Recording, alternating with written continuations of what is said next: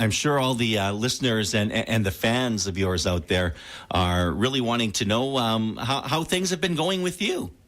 Man, they've been going great. Just I've been staying really busy, doing a lot of shows, and writing songs and chasing my 9-year-old daughter around.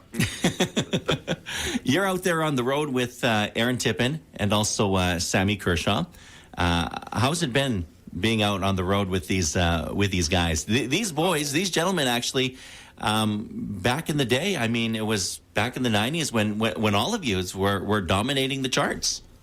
Man, we've been having a blast. Actually, we've been a show called the Roots and Boots Tour, and it's fun for us because we're all three out on stage at the same time, and it's an acoustic based show, but there's a lot of we get to tell stories about the songs and pick on each other and goof around a lot, and then you get to hear some good music, So it's kind of a neat opportunity for our fans to kind of see the whole thing all at one time, So we've been having a blast with it.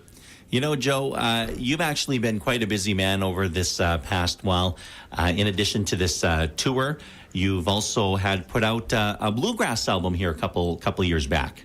Yeah, that was a lot of fun. It was something I'd always wanted to do, and I just never had the time or the opportunity. And so when it presented itself, I was like, heck yeah, I want to do one. So I got some great pickers together in the studio, and I mean, we burned through it. We just we got in there and finished the whole album pretty much in one day, And obviously it took a little longer than that for me to complete my vocals, but yeah, it was just something I had a passion for, and I in fact, before I ever moved to Nashville from Oklahoma, I played in a bluegrass band there for 4 or 5 years, and we played, regionally there in Oklahoma and Texas and Arkansas, etc.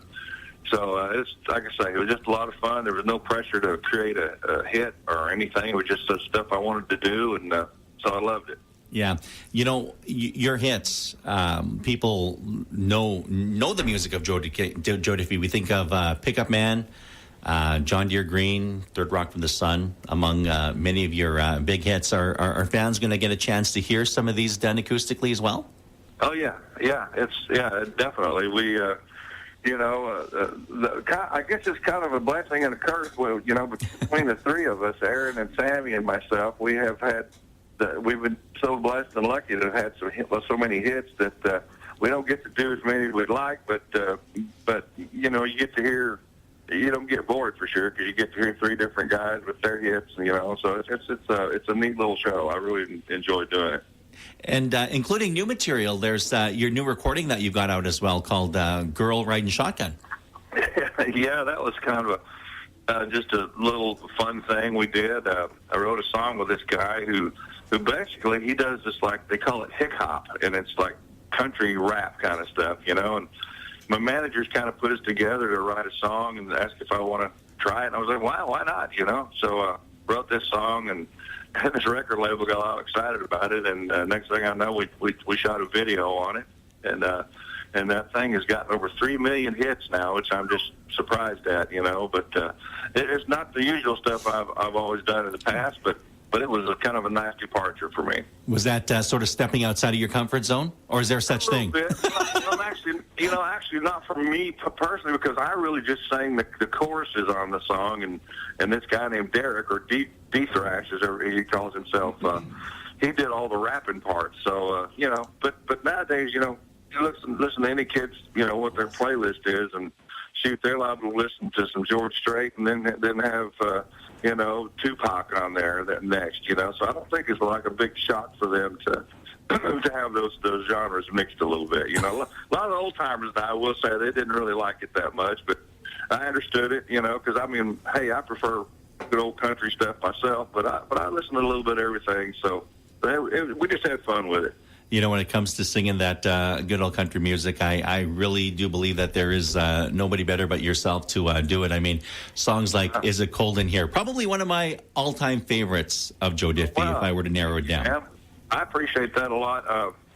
That's one of my favorite songs that I've ever recorded, actually. It's a song that I wrote with a couple of buddies, and Yeah, it's this is something, nothing like having a good old country ballad to sink your teeth into. I loved it. Now, there's a gentleman here in our neck of the woods, Mr. Gord Bamford, who... Oh, yeah, Mr. Gord. Yeah, you actually had collaborated with him and, in fact, did the title track off his album called Country Junkie. Yeah, that was fun, man. We had the opportunity to sit with Gord on a flight.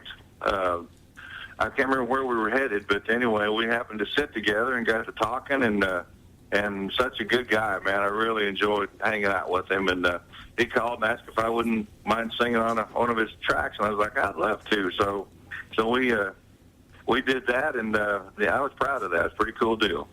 Now, Joe, we do have to ask this one question, and my co-host is with me here this morning, Jason Aldean.